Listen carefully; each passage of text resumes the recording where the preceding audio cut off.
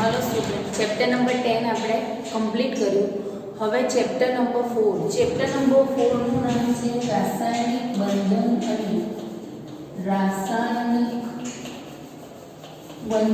અને આણ્વીય કક્ષકવાદ।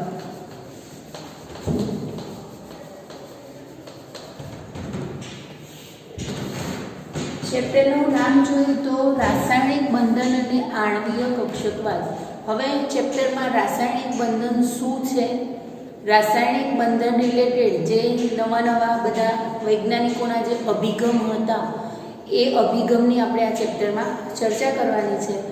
અને જે ઇલેક્ટ્રોન છે એ કક્ષકમાં ભરાય છે એ આપણને ખબર છે, તો એ કક્ષકમાં ઇલેક્ટ્રોનની ગોઠવણી કેવી રીતે થાય, એનું સંકરણ કેવું છે, કક્ષકમાં જે ઇલેક્ટ્રોન છે એ ઇલેક્ટ્રોનમાં કેવી રીતે એ ઇલેક્ટ્રોનની મદદથી કેવી રીતે બંધ બને છે, એ બધી જ ચર્ચા।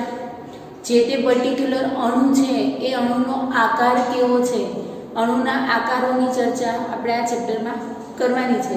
હવે આ ચેપ્ટરમાં ડિટેલ્સમાં આપણે શું શીખવાનું છે એની ચર્ચા કરીએ તો પહેલું જે છે એમાં આપણે લુઈસ ક્રોસેલ અભિગમની ચર્ચા કરીશું।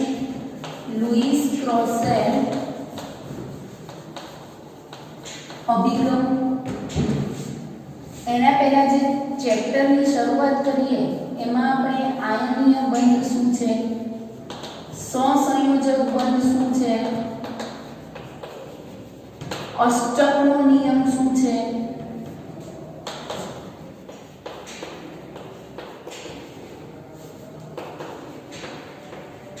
એના વિશે ચર્ચા કરીશું। એના પછી સેકન્ડ પોઈન્ટ છે બીએસસી પીઆર થિયરી, એટલે કે સંયોજકતા કક્ષક ઇલેક્ટ્રોન યુગ્મ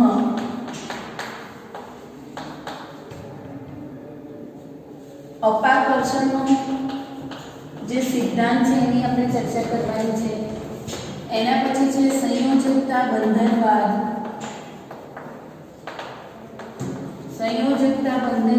એટલે કે બેલેન્સ બોન્ડ થિયરી। અને એના પછી છે આણ્વીય કક્ષકવાદ મોલિક્યુલર ઓર્બિટલ થિયરી। આટલી આપણે આ ચેપ્ટરમાં આટલી ડિટેલ્સ ભણવાની છે। હવે ચેપ્ટર આમ છે ઇઝી, અને કેમિસ્ટ્રીને ટોટલી સમજવું હોય તો એના માટે આ જે ચેપ્ટર છે એ બહુ જ યુઝફુલ છે। પણ આ ચેપ્ટર સ્ટાર્ટ કરીએ એના પહેલાં આપણને કેમિસ્ટ્રી રિલેટેડ જે આપણે 9th 10thમાં ઘણું બધું શીખી ગયા છે, ચેપ્ટર 3માં પણ આપણે ઘણા બધા પોઈન્ટ્સની ચર્ચા કરી છે, એ બધી જ આપણને ખબર હોવી જોઈએ। ક્લિયર શું શીખવાનું છે આ ચેપ્ટરમાં તો આયનીય બંધની માહિતી મેળવીશું, અષ્ટકનો નિયમ શું છે, સહસંયોજક બંધ શું છે, બેલેન્સ બોન્ડ થિયરી શું છે, મોલિક્યુલર ઓર્બિટલ થિયરી શું છે, બીએસસીપીઆર થિયરી છે એમાં આપણે શું આવે છે, ઇન શોર્ટ કે કેમિસ્ટ્રીનો જે બેઝ કહીએ કે બંધ કેવી રીતે બને છે, બંધમાં ઇલેક્ટ્રોન ગોઠવાયા પછી જે અણુ બને છે એ અણુનો આકાર કેવો હોય છે, બે પરમાણુ વચ્ચે કેવા પ્રકારનું આકર્ષણ બળ હોય છે, કેવા પ્રકારનું અપાકર્ષણ બળ હોય છે, એ બધી જ ચર્ચા આપણે આ ચેપ્ટરમાં કરવાની છે। શરૂઆત કરીએ એના પહેલાં કે જનરલી આપણને પરમાણુ છે એની ઇલેક્ટ્રોન રચનાની ખબર હોવી જોઈએ। મેં કીધું એમ કે ચેપ્ટર 3 રિલેટેડ ઘણું બધું આમાં છે એટલે આપણને ખબર પડેલી હોવી જોઈએ। પણ પહેલાં તો શોર્ટમાં કહું તો આકર્ષણ બળ છે એ અણુ અને પરમાણુમાં અલગ રીતે જોવા મળતા હોય છે। આપણે અમુક વસ્તુઓમાંથી શીખી ગયેલા છે કે પરમાણુમાં જે આકર્ષણ બળ હોય અને પછી અણુની રચના થાય છે, અને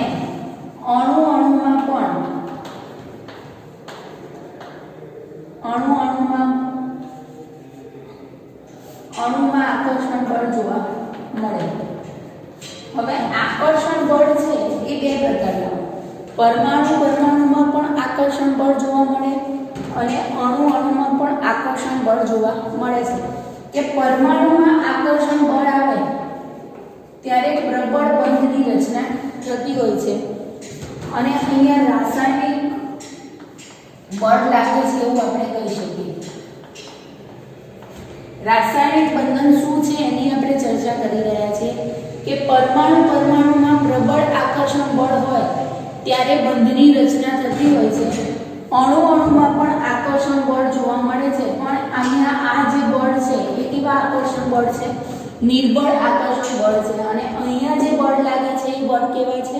પ્રબળ આકર્ષણ બળ છે કે અણુમાં પ્રબળ આકર્ષણ બળ લાગે ત્યારે એમાં બંધની રચના થતી હોય છે અને અણુની રચના થાય. હવે પરમાણુમાં પ્રબળ આકર્ષણ બળ લાગે છે ત્યારે આયનીય બંધ બને છે, સહસંયોજક બંધ બને,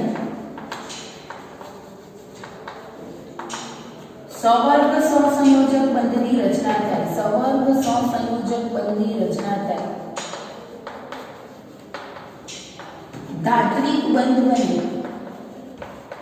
તો આ બધા જે બંધ છે એ પરમાણુ વચ્ચે આકર્ષણ બળ થાય છે અને નવા અણુની રચના થાય છે અને આ બધા જે બંધ છે એ કેવા બંધ બને છે? પ્રબળ બંધની રચના અહીંયા થતી હોય છે. હવે પ્રબળ બંધ છે એ નામ પરથી આપણને ખબર પડે કે પ્રબળ બંધ કેવો બંધ હોય? મજબૂત બંધ હોય અને એ મજબૂત બંધ હોય એને આપણે તોડવો હોય તો વધારે ઊર્જાની જરૂર પડે. આ અણુઓ જે છે એને તોડવા માટે લગભગ એપ્રોક્સિમેટલી 40 થી 40 કિલો જૂલ પ્રતિ મોલથી વધારે ઊર્જાની જરૂર પડે છે. જ્યારે અહીંયા અણુમાં છે એ નિર્બળ બંધ હોય. આપણે ચર્ચા કરી ગયા છે કે વાન ડેર વાલ્સ આકર્ષણ બળ. વાન ડેર વાલ્સ આકર્ષણ બળ કેવું છે? નિર્બળ આકર્ષણ બળ છે. 5મા ચેપ્ટરમાં આપણે આની ચર્ચા કરી હતી. એના પછી હાઇડ્રોજન બંધ. હાઇડ્રોજન બંધ પણ કેવું છે? નિર્બળ બંધ છે. હાઇડ્રોજન બંધના પ્રકારની પણ આપણે ચર્ચા કરેલી છે 5મા ચેપ્ટરમાં કે હાઇડ્રોજન બંધ છે એ 2 પ્રકારના હોય છે. વાન ડેર વાલ્સ બળ જે છે એની પણ આપણે ચર્ચા કરી હતી. તો આ જે બંધ છે એ બંધ કેવા છે? નિર્બળ બંધ છે અને નિર્બળ બંધને જ્યારે તોડવા હોય ત્યારે ઊર્જા કેવી આપવી પડે છે? ઓછી ઊર્જા આપવી પડે છે. એટલે કે કેમેસ્ટ્રીમાં 2 પ્રકારના બંધ હોય છે કે પ્રબળ બંધ અને નિર્બળ બંધ.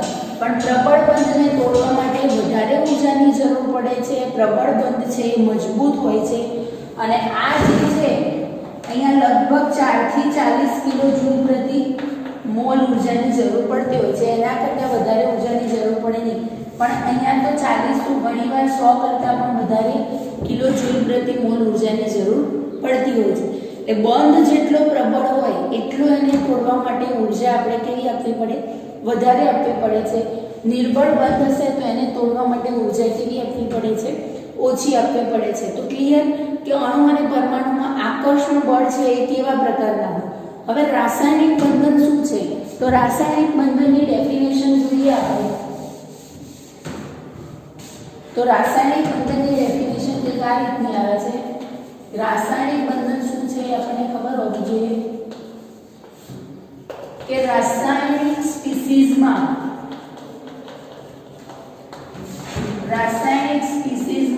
અણુ, પરમાણુ, આયનો ને એકબીજા સાથે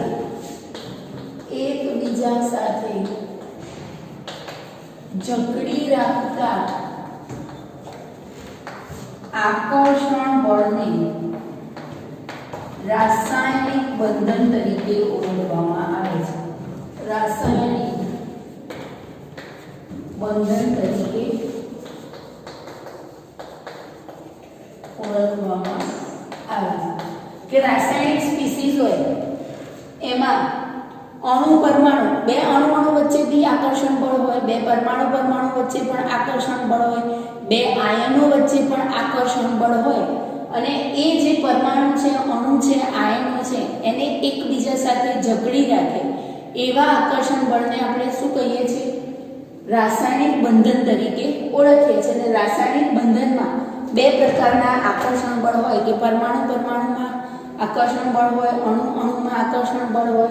આયનોમાં આપણને ખબર છે, આપણે શીખી ગયા છે કે Na+ અને Cl- એ બંને વચ્ચે આકર્ષણ બળ છે અને આકર્ષણ બળના કારણે NaCl ના અણુની રચના થાય છે. અહીંયા બંને શું છે? આયનો છે અને બંને આયનો વચ્ચે આકર્ષણ બળ લાગે છે. જ્યારે H2 અણુની રચના થાય તો બંને હાઇડ્રોજન પરમાણુ છે અને હાઇડ્રોજન પરમાણુ વચ્ચે આકર્ષણ બળ લાગતું હોય છે. એના પછી આપણે હાઇડ્રોજન બંધમાં જોયું કે NH3 માં આનો હાઇડ્રોજન અને બીજા NH3 નો આનો નાઇટ્રોજન અને બીજા NH3 નો જે હાઇડ્રોજન છે એમાં આપણે ડોટેડ લાઇનથી બંધ બતાવી શકતા હતા. એ હાઇડ્રોજન બંધ છે. વાન ડર વાલ્સ બંધમાં આપણે લંડન બળ, દ્વિધ્રુવીય બળ, પ્રેરિત ધ્રુવીય બળ એ બધાની આપણે ચર્ચા કરી હતી. એટલે આ પ્રમાણે અણુ, પરમાણુ અને આયનો વચ્ચે આકર્ષણ બળ લાગતું હોય છે અને જે આકર્ષણ બળ છે એને આપણે રાસાયણિક બંધન તરીકે ઓળખીએ છીએ. ક્લિયર આટલું કે રાસાયણિક બંધન શું છે? હવે આપણે આગળના સ્ટાન્ડર્ડમાં શીખી ગયા છે કે કેમેસ્ટ્રીમાં કોઈ પણ કેમિકલ હોય, કોઈ પણ અણુ હોય, કોઈ પણ પરમાણુ હોય કે આયન હોય એ સ્ટેબલ રહેવાનો પ્રયત્ન કરે. સ્થિર એની સ્થિતિ ઉર્જા વધારે રહે અને એ સ્ટેબલ રહે એવો એ પ્રયત્ન કરે છે. જ્યાં સુધી કોઈ પણ અણુ કે પરમાણુ સ્ટેબલ નહીં હોય ત્યાં સુધી શું કરશે? આમથી આમ ભાગમભાગી કરતો હશે. અને આગળ આપણે 10th માં પણ શીખ્યા છે કે કોઈ પણ અણુ, પરમાણુ છે એ પોતાનું અષ્ટક પૂરું કરવાનો પ્રયત્ન કરે. એવું કહે છે કે એની બહારની કક્ષકમાં 8 ઇલેક્ટ્રોન થઈ જાય અથવા તો અપવાદરૂપ જે તત્વ છે એમાં હાઇડ્રોજન અને હિલિયમ એવું છે કે એની બહારની કક્ષકમાં 2 ઇલેક્ટ્રોન થાય ત્યારે એ સ્ટેબલ થઈ જાય. જ્યાં સુધી એની બહારની કક્ષકમાં 8 ઇલેક્ટ્રોન કમ્પ્લીટ ના થાય, મતલબ કે એનું અષ્ટક પૂરું ના થાય ત્યાં સુધી એ શું કરે? આમથી આમ ભાગી ઇલેક્ટ્રોન લઈને સ્ટેબલ થાય. એવું આપણે આગળના સ્ટાન્ડર્ડમાં શીખી ગયા છે. હવે આ એને સ્ટેબલ થવા માટે કાં તો એ શું કરે? ઇલેક્ટ્રોનનું દાન કરે, કાં તો ઇલેક્ટ્રોન મેળવે છે, અથવા તો બે પરમાણુ જે છે એ ઇલેક્ટ્રોનની ભાગીદારી કરે અને સ્થાયી થવાનો પ્રયત્ન કરે. અને જ્યારે પણ કોઈ પણ પરમાણુ કે અણુ છે એ સ્થાયી થાય ત્યારે એની સ્થિતિ ઉર્જા જે છે એ કેવી થઈ જાય? ન્યૂનતમ થઈ જતી હોય છે અને એનો પોટેન્શિયલ છે એ કેવો થતો હોય છે? વધારે થતો હોય છે. એટલે સ્થિતિ ઉર્જા છે એની ન્યૂનતમ થઈ જાય. પહેલા એવું અષ્ટકનો નિયમ માનવામાં આવતો હતો કે જો એનું અષ્ટક બહારની કક્ષકનું, સંયોજકતા કક્ષકનું અષ્ટક પૂરું થાય તો એ સ્ટેબલ થાય. પણ ધીરે ધીરે શું થયું કે આપણે એવું કહીએ છીએ કે કોઈ પણ પરમાણુ કે અણુ છે એ નિષ્ક્રિય વાયુ જેવી રચના પ્રાપ્ત કરવાનો પ્રયત્ન કરે અને પોતાનું અષ્ટક પૂર્ણ કરે. આપણે એવું શીખી ગયા 3rd ચેપ્ટરમાં કે નિષ્ક્રિય વાયુઓ જે છે helium, neon, argon, krypton, xenon, radon આ બધા કેવા વાયુઓ છે? સ્ટેબલ છે કે એનું બહારનું અષ્ટક છે કમ્પ્લીટ છે, એની ઇલેક્ટ્રોન રચના છે એ NH2np6 છે, બહારની કક્ષકમાં 8 ઇલેક્ટ્રોન આવેલા છે. એટલે આ બધા જે વાયુઓ છે એને આપણે નિષ્ક્રિય વાયુ કહીએ છીએ, ઉમદા વાયુ તરીકે ઓળખીએ છીએ કે એનું અષ્ટક પૂર્ણ છે એટલે એ કોઈની જોડેથી ઇલેક્ટ્રોન લેતો પણ નથી, ઇલેક્ટ્રોન આપતો પણ નથી અને નેચરલી સ્ટેબલ છે એવું આપણે કહીએ છીએ. અને નેચરલી સ્ટેબલ હોય એટલે એ કેવો છે? સ્થાયી છે કે એ કોઈ જલ્દીથી કોઈ રાસાયણિક પ્રક્રિયામાં ભાગ લે નહીં. અને જો કોઈ પરમાણુ છે એ સ્થાયી નહીં હોય તો એ શું કરે? રાસાયણિક પ્રક્રિયામાં ભાગ લઈ પોતાનું બહારનું અષ્ટક છે એ પૂર્ણ કરે છે અને સ્થાયી થવાનો પ્રયત્ન કરતું હોય છે. પણ પછીથી એવું જાણવા મળ્યું કે નિષ્ક્રિય વાયુમાં પણ, ધારો કે આપણે ઝેનોન જોઈએ તો એના પણ સંયોજનો આપણને જોવા મળે છે કે ઝેનોન ટેટ્રાફ્લોરાઇડ, ઝેનોન હેક્સાફ્લોરાઇડ જેવા તત્વોના પણ આપણને અષ્ટક જોવા આ બધા જે ઝેનોન છે એ નિષ્ક્રિય વાયુ છે આપણને ખબર છે. તો નિષ્ક્રિય વાયુના સંયોજન પણ આપણને જોવા મળે. એટલે પછી પાછળથી એવું કહેવામાં આવ્યું કે કોઈ પણ અણુ છે એની સ્થિતિ ઉર્જાનું મૂલ્ય છે એ ન્યૂનતમ થાય ત્યારે એ અણુ છે સ્થાયી બનતો હોય છે. પછી નવું રિસર્ચ છે એવું થયું. હવે આ ચેપ્ટરની આપણે શરૂઆત કરીએ. આ તો આપણા માટે કોમન ડિટેલ્સ હતી. હવે સંયોજકતા કક્ષક એટલે શું? તો પહેલા એની ચર્ચા કરીએ કે સંયોજકતા કક્ષક અને સંયોજકતા ઇલેક્ટ્રોન કોને કહીશું? સંયોજકતા કક્ષક એટલે કે બહારની કક્ષકમાં કોઈ પણ પરમાણુ છે, કોઈ પણ તત્વ છે, એની બહારની કક્ષકમાં નિષ્ક્રિય વાયુ સિવાયના જે કંઈ ઇલેક્ટ્રોન બચે છે એ બધા જ ઇલેક્ટ્રોનને આપણે શું કહીએ છીએ? સંયોજકતા ઇલેક્ટ્રોન તરીકે ઓળખીએ છીએ. અને એ જે કક્ષકમાં આવેલા એને આપણે સંયોજકતા કક્ષક તરીકે ઓળખીશું. હવે ધારો કે વાત કરીએ હાઇડ્રોજનની, કે હાઇડ્રોજનનો પરમાણુ ક્રમાંક છે એ 1 છે. એના પહેલા આપણે અષ્ટકના નિયમની ચર્ચા કરીએ કે અષ્ટકનો નિયમ કોને કહીશું? તો કોઈ પણ અણુ, પરમાણુ કે આયન કાં તો ઇલેક્ટ્રોનના સ્થાનાંતરણથી એટલે કે ઇલેક્ટ્રોનની આપ-લે કરે અથવા તો ઇલેક્ટ્રોનની ભાગીદારી કરી પોતાની બહારની કક્ષકનું અષ્ટક પૂર્ણ કરવાનો પ્રયત્ન કરે છે અને સ્થાયી બને છે, એને અષ્ટકના નિયમ તરીકે ઓળખવામાં આવે છે. અષ્ટકનો નિયમ કોને કહીશું?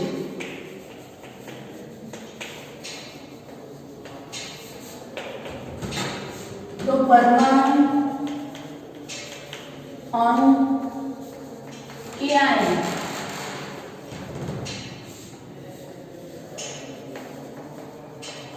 ઇલેક્ટ્રોનના સ્થાનાંતરણ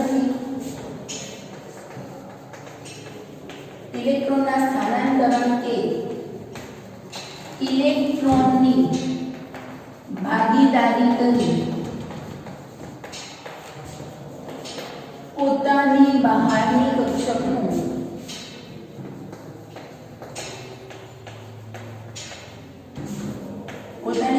કક્ષકમાં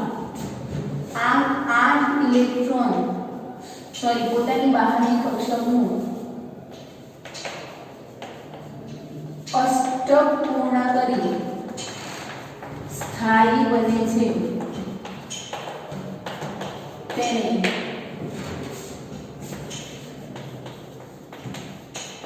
અષ્ટકનો નિયમ કહે છે.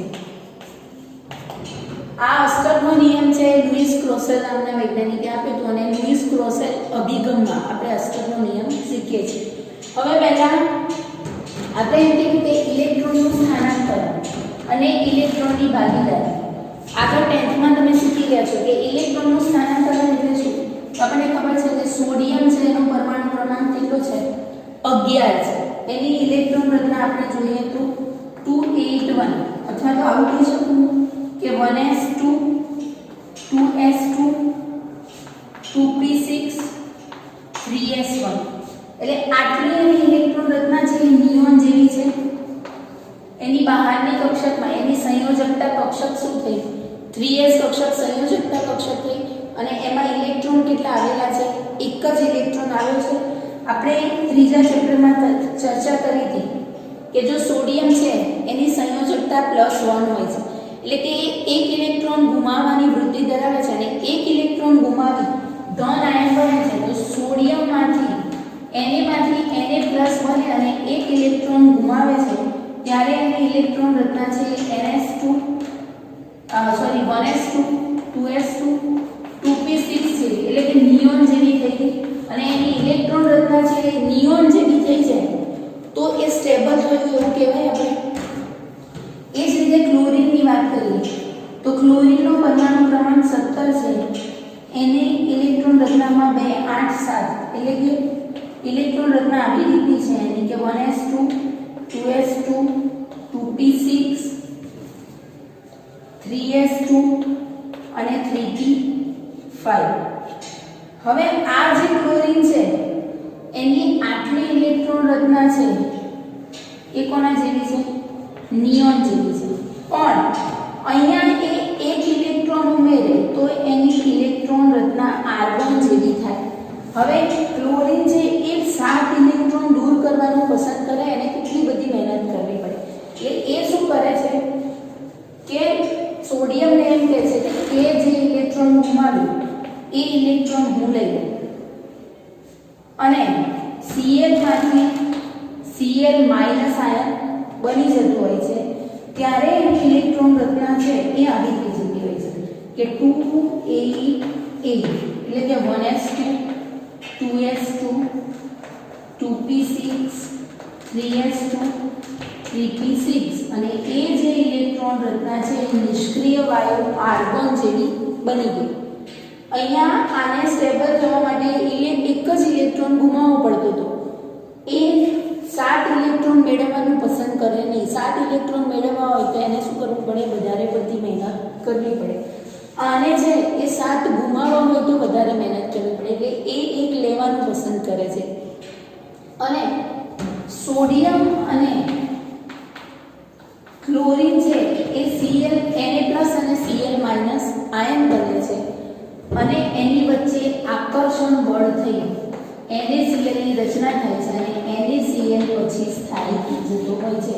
અહીંયા શું થયું? ઇલેક્ટ્રોનનું સ્થાનાંતરણ થયું એવું કહેવાય કે સોડિયમે ઇલેક્ટ્રોન છે એ ક્લોરીનને આપ્યો. સોડિયમે ગુમાવેલો ઇલેક્ટ્રોન છે એ ક્લોરીને મેળવ્યો છે અને એ બંને સ્થાયી થઈ ગયા. એટલે અહીંયા શું થયું? ઇલેક્ટ્રોનનું સ્થાનાંતરણ થયું અને જ્યારે H2 અણુ બને છે ત્યારે શું થાય છે? આપણને ખબર છે કે હાઇડ્રોજન જોડે એક જ ઇલેક્ટ્રોન છે અને બીજો હાઇડ્રોજન છે એની જોડે પણ એક ઇલેક્ટ્રોન છે. હવે હાઇડ્રોજનને તો નિષ્ક્રિય વાયુ જેવી રચના પ્રાપ્ત કરવી હોય તો એક જ ઇલેક્ટ્રોનની જરૂર છે. કાં તો એ એક ગુમાવે કાં તો એક મેળવે. પણ આ બંને શું કરે છે કે એમ કહે છે કે આપણે પાર્ટનરશિપ કરી દઈએ. આ તારો ઇલેક્ટ્રોન છે મારો અને મારો ઇલેક્ટ્રોન છે તારો અને H2 અણુની રચના કરે છે. મતલબ કે ઇલેક્ટ્રોનની એ લોકો શું કરી દે છે? ભાગીદારી કરી દે છે અને પોતાનું અષ્ટક પૂર્ણ કરી એ સ્થાયી થવાનો પ્રયત્ન કરતા હોય છે. એટલે કે અષ્ટકનો નિયમ એવો છે કે કાં તો ઇલેક્ટ્રોનનું સ્થાનાંતરણ થાય. અહીંયા ઇલેક્ટ્રોનનું સ્થાનાંતરણ થાય છે અને અહીંયા ઇલેક્ટ્રોનની ભાગીદારી થાય છે અને બંનેની બહારનું કક્ષક સંયોજકતા કક્ષક છે એમાં 8 ઇલેક્ટ્રોન થઈ જાય છે અને પોતાનું અષ્ટક કમ્પ્લીટ કરે છે અને સ્ટેબલ થાય છે. ક્લિયર? હવે પણ એના પહેલાં આપણે લુઈસ રચના કેવી રીતે લખાય એક્ઝામમાં પૂછાતું હોય છે કે લુઈસ પ્રોસેસ અભિગમમાં અષ્ટકનો નિયમ શું છે, સ્થાયી કેવી રીતે થાય એની તો આપણે ચર્ચા કરી દીધી. પણ લુઈસ રચના લખવાની પૂછાતી હોય છે આ ટોપિકમાંથી કે તમને કોઈ પણ અણુ આપેલો હોય અને એમ કહે કે આ અણુની ઇલેક્ટ્રોન રચના લખો, લુઈસ રચના લખો. ઇલેક્ટ્રોન રચના કે ઇલેક્ટ્રોન રચના તો આપણે થોડો ચેપ્ટરમાં શીખતા પણ એમ કે આનું લુઈસ રચના લખવાની છે તો જ્યારે અણુની લુઈસ રચના લખવી હોય એના પહેલાં આપણને પરમાણુની લુઈસ રચના લખતા આવડવી જોઈએ. અને પરમાણુની લુઈસ રચનામાં શું છે કે પરમાણુની બહારની કક્ષકમાં જેટલા ઇલેક્ટ્રોન રહેતા હોય એ જે ઇલેક્ટ્રોન છે એને એના લુઈસ બિંદુ તરીકે આપણે દર્શાવીએ છીએ અને પછી લુઈસ રચના લખવામાં આપણને ઇઝી પડતું હોય. હવે જ્યારે હાઇડ્રોજનની વાત કરીએ તો હાઇડ્રોજનનું પરમાણુ ક્રમાંક કેટલો છે? 1 છે. આપણને ખબર છે કે હાઇડ્રોજનની ઇલેક્ટ્રોન રચના શું છે? 1s1 છે અને હાઇડ્રોજનમાં સંયોજકતા કક્ષકમાં એક જ ઇલેક્ટ્રોન છે એને આપણે ડોટ સ્વરૂપે દર્શાવ્યું. આ શું થઈ ગયું? લુઈસ બિંદુ, હાઇડ્રોજનના લુઈસ બિંદુ દર્શાવે છે એવું આપણે કહી શકીએ. બીજો જે પરમાણુ ક્રમાંક ધરાવતું તત્વ છે એ હિલિયમ છે. હવે હિલિયમ તો નિષ્ક્રિય વાયુ છે આપણને ખબર છે પણ એના લુઈસ બિંદુની રચનામાં આપણે એના 2 ઇલેક્ટ્રોન આ રીતે દર્શાવી શકીએ. એના પછી આવે છે લિથિયમ. લિથિયમનો પરમાણુ ક્રમાંક 3 છે. હવે અહીંયા ઇલેક્ટ્રોન રચના લખું છું તો 1s2 2s1 છે. હવે આ તો કમ્પ્લીટ ફિલેડ ઓર્બિટલ થઈ ગઈ એટલે કે નિષ્ક્રિય વાયુ જેવી રચના ધરાવતી કક્ષક થઈ ગઈ. એટલે આમાં જે ઇલેક્ટ્રોન છે એ તો કોઈ બંધ બનાવવામાં ભાગ લે નહીં. તો લિથિયમનું જ્યારે લુઈસ બિંદુ આપણે લખવું હોય તો આપણે શું લખી શકીએ કે એમાં સંયોજકતા કક્ષકમાં એનો સંયોજકતા ઇલેક્ટ્રોન છે એ એક જ છે. કે લિથિયમનો સંયોજકતા ઇલેક્ટ્રોન કેટલો? એક જ કે કોઈ પણ બંધ બનાવે ત્યારે આ એક જ ઇલેક્ટ્રોનનો ઉપયોગ કરી શકે. જે નિષ્ક્રિય મેં હમણાં જ કીધું કે સંયોજકતા કક્ષકમાં રહેલા જે ઇલેક્ટ્રોન છે એ બંધ બનાવવામાં ભાગ લે તો સંયોજકતા કક્ષક સિવાયના ઇલેક્ટ્રોન કયા? તો સંયોજકતા કક્ષક સિવાયના ઇલેક્ટ્રોન કયા છે કે જે સંયોજકતા કક્ષકમાં આવેલા છે. નિષ્ક્રિય વાયુ સિવાયના જે ઇલેક્ટ્રોન છે એ બધા ઇલેક્ટ્રોનને આપણે સંયોજકતા કક્ષકના ઇલેક્ટ્રોન કહી શકીએ છીએ. લિથિયમ પછી આવશે બેરિલિયમ. બેરિલિયમમાં 4 પરમાણુ ક્રમાંક છે.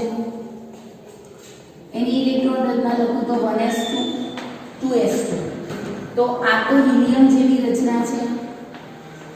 હવે અહીંયા બેરિલિયમ છે એ બંધ બનાવવામાં પોતાના 2 જ ઇલેક્ટ્રોન વાપરી શકતો હોય છે. બેરિલિયમ પછી આવે છે બોરોનનો પરમાણુ ક્રમાંક 5. એની ઇલેક્ટ્રોન રચના 1s2 2s2 અને 2p1. પણ આ હિલિયમ જેવી 3 ઇલેક્ટ્રોન બાદ છે એટલે બોરોન છે એ વધારેમાં વધારે 3 બંધ બનાવી શકે. કાર્બનની વાત કરીએ તો કાર્બનનો પરમાણુ ક્રમાંક 6 છે. એની ઇલેક્ટ્રોન રચના 1s2 2s2 2p2. તો કાર્બન છે એ વધારેમાં વધારે 4 બંધ બનાવી શકે છે.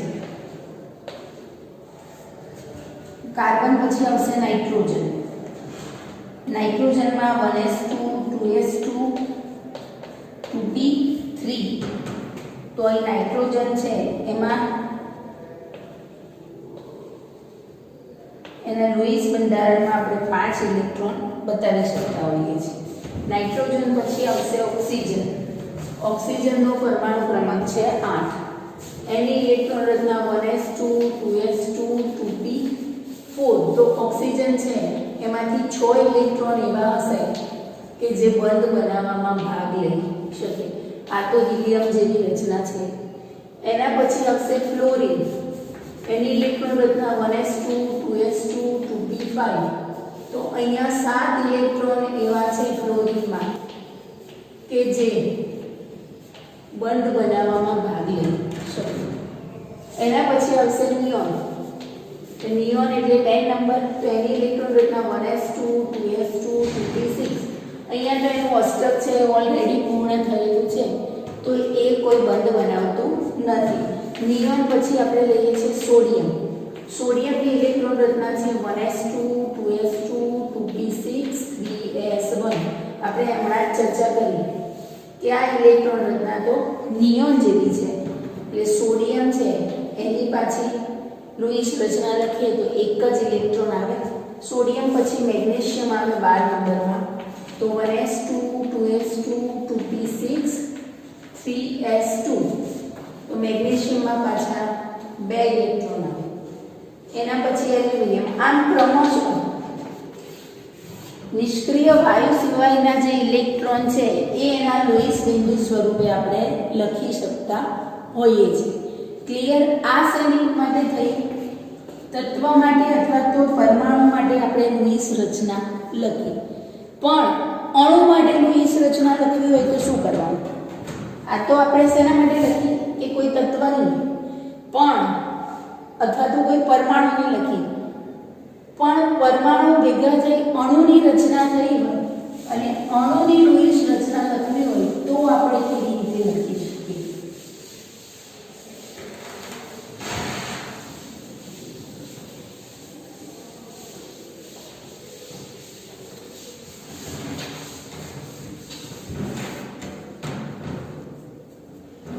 તો અણુની લુઈસ રચના લખવા માટે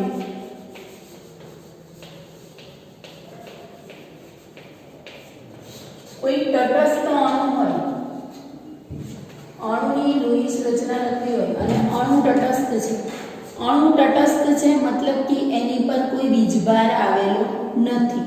વીજભાર ના આવેલો હોય એવા અણુની જ્યારે આપણે લુઈસ રચના લખતા હોઈએ ત્યારે અણુમાં રહેલા પરમાણુ, અણુમાં રહેલા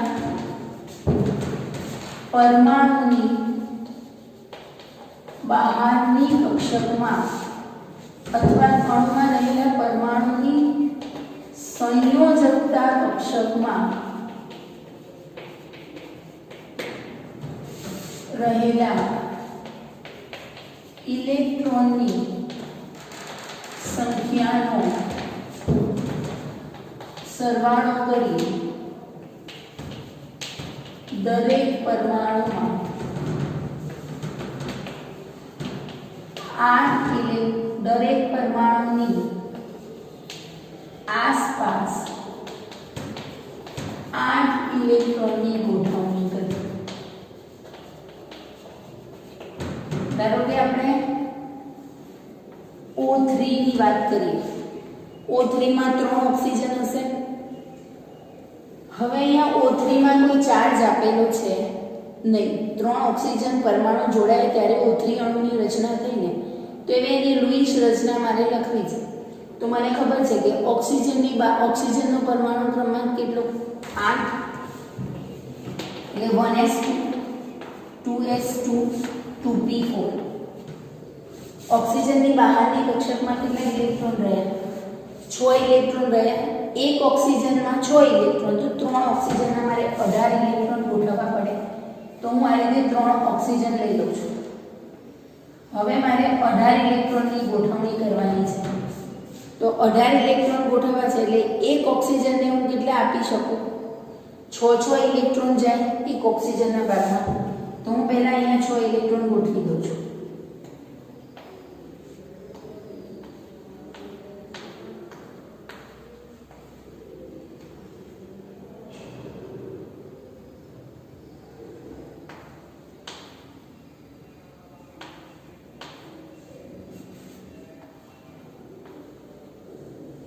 હવે શું થશે કે આ ઇલેક્ટ્રોન 18 થયા, પણ મારે તો ઓક્સિજનની આજુબાજુ 8 ઇલેક્ટ્રોન પૂરા કરવા છે.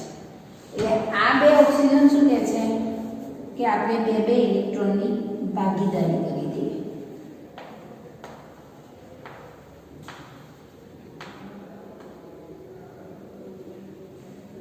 આ બે ઓક્સિજનની બે ઇલેક્ટ્રોનની ભાગીદારી કરી એટલે શું થયું? આના 1 2 3 4 5 6 આ એના બે ભાગીદારીના 1 2 3 4 5 6 એટલે ટોટલ આની આજુબાજુ ગણો તો 8 ઇલેક્ટ્રોન થઈ ગયા. જુઓ 1 2 3 4 5 6 7 8 1 2 3 4 5 6 7 8 થઈ ગયા. એટલે આમ જોવા જઈએ તો બે ઇલેક્ટ્રોન આવે ત્યારે એક બંધની રચના થતી હોય છે. હવે આની આજુબાજુ પણ 8 ઇલેક્ટ્રોન બની ગયા, આની આજુબાજુ પણ 8 ઇલેક્ટ્રોન થઈ ગયા. પણ અહીંયા 8 ઇલેક્ટ્રોન કરવાના છે તો શું થશે કે અહીંયા બંને વચ્ચે એક ઇલેક્ટ્રોનની ભાગીદારી થશે અને આ બંને ઓક્સિજન વચ્ચે આમ સિંગલ બંધની રચના થાય. એટલે આખો O3 અણુ છે આ રીતે બને. હવે અહીંયા ઓક્સિજન ગણું તો 1 2 3 4 5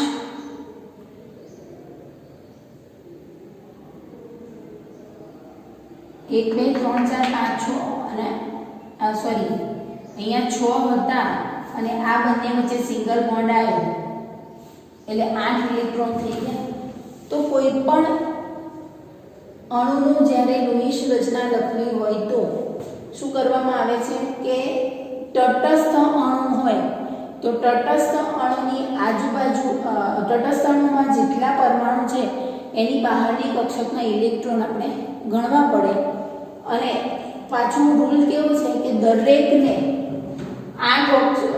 પરમાણુની આજુબાજુ 8 ઇલેક્ટ્રોન થવા જોઈએ. ક્લિયર? આના પછી આપણે પ્રેક્ટિસમાં વધારે લુઈસ રચના લખીએ છીએ એટલે ખબર પડશે તમને. પણ મેઇન નિયમમાં શું છે કે જ્યારે લુઈસ રચના આપણે લખીએ ત્યારે એક પરમાણુની આજુબાજુ આમાં ઘણા બધા અપવાદ પણ આવશે, પણ યાદ શું રાખીશું? ધારો કે H2O ની વાત કરું તો H2O માં આ રીતે ગોઠવાયેલું છે. હવે અહીંયા હાઇડ્રોજનમાં એક જ ઇલેક્ટ્રોન હોય એટલે હાઇડ્રોજનના 2 ઇલેક્ટ્રોન અને ઓક્સિજનના 6 ને 2 8 ઇલેક્ટ્રોન થાય. તો અહીંયા આપણે જ્યારે ગોઠવીએ ત્યારે કેવી રીતે ગોઠવવાના કે ઓક્સિજનની આજુબાજુ પણ 8 ઇલેક્ટ્રોન પૂરા થવા જોઈએ અને હાઇડ્રોજનની આજુબાજુ 2 ઇલેક્ટ્રોન પૂરા થાય એ રીતે બિંદુઓની ગોઠવણી કરવાની હોય છે. પ્રેક્ટિસ કરાવીશું આપણે નેક્સ્ટ લેક્ચરમાં. પણ એના પછી જો ઋણ આયન ધરાવતો અણુ હોય, ઋણ આયન ધરાવતો અણુ હોય અને એની લૂઈસ રચના લખીએ તો શું કરવાનું?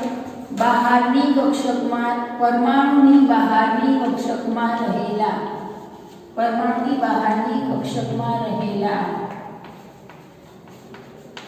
સંયોજકતા ઇલેક્ટ્રોન પ્લસ ઋણ વીજભાર ઉમેરી દેવાનો એમાં. જેટલો ધારો કે CO3 -2 આયન તમને આપેલો છે તો કાર્બનની બહારની કક્ષકમાં 4 ઇલેક્ટ્રોન, 3 ઓક્સિજન છે એટલે 18 અને આ બે ઉમેરવાના અને ટોટલ તમારે 24 ઇલેક્ટ્રોનની ગોઠવણી કરવાની હોય છે. ક્લિયર? એના પછી ધન આયન ધરાવતો અણુ હોય, ધન આયન ધરાવતો અણુ હોય તો શું કરવાનું કે પરમાણુની બહારની કક્ષકમાં રહેલા ઇલેક્ટ્રોન, બહારની કક્ષકમાં રહેલા ઇલેક્ટ્રોન પ્લસ માઇનસ ધન વીજભાર. જેટલો ધન વીજભાર હોય એટલો ધન વીજભાર કટ કરી દેવાનો. ધારો કે NH4+ લઈએ તો નાઇટ્રોજનમાં બહારની કક્ષકમાં 5 ઇલેક્ટ્રોન, હાઇડ્રોજનના 4, 5 ને 4 9 અને 1 ધન વીજભાર બાદ કરો એટલે ટોટલ 8 ઇલેક્ટ્રોનની ગોઠવણી લૂઈસ રચનામાં લખવાની હોય છે. ક્લિયર? એટલે લૂઈસ રચના લખીએ કોઈ પણ અણુની, પરમાણુમાં તો આપણને ખબર પડી ગઈ કે એની બહારની કક્ષકમાં જેટલા સંયોજકતા ઇલેક્ટ્રોન હોય એને આપણે બિંદુ સ્વરૂપે દર્શાવીએ તો એ શું થઈ ગઈ? પરમાણુની લૂઈસ રચના થઈ ગઈ. જ્યારે લૂઈસ ક્રોસેટ અભિગમ આવ્યો ને ત્યારે બંધ શું છે ને એને કોઈની ખબર જ નથી. લૂઈસ ક્રોસેટ તો એવું જ કહેતા હતા કે આ જે ઇલેક્ટ્રોન છે એને ડોટ સ્વરૂપે દર્શાવવાના અને બે પરમાણુ જોડે રાખીએ એટલે એની વચ્ચે આકર્ષણ બળ થાય અને એ સ્થાયી બને. પણ બંધ તો ધીરે ધીરે નવા રિસર્ચ થયા અને આ રીતે બંધ બને અને એક બંધ બનાવવા માટે 2 ઇલેક્ટ્રોન ભાગ લે, એવું બધું ધીરે નવું સંશોધન થયું હતું. પણ લૂઈસ રચના જ્યારે લખતા હોઈએ ત્યારે જે તટસ્થ અણુ છે એની લૂઈસ રચના લખવા માટે અણુમાં જેટલા પરમાણુ છે એ પરમાણુની બહારની કક્ષકમાં રહેલા ઇલેક્ટ્રોનનો આપણે શું કરવાનું? સરવાળો કરવાનો. જો ઋણ આયન ધરાવતો અણુ હોય તો એનો ઋણ આયન છે એ પરમાણુ કક્ષકમાં રહેલા ઇલેક્ટ્રોનનો સરવાળો કર્યો એમાં ઉમેરી દેવાનો અને ધન આયન ધરાવતો અણુ હોય તો એનો જે ધન વીજભાર છે એને આપણે બાદ કરી દેવાનો. હવે બાકીની જે લૂઈસ રચના કોઈ પણ અણુને કેવી રીતે લખવી એના થોડા ઘણા એક્ઝામ્પલ છે એ આપણે નેક્સ્ટ લેક્ચરમાં જોઈશું.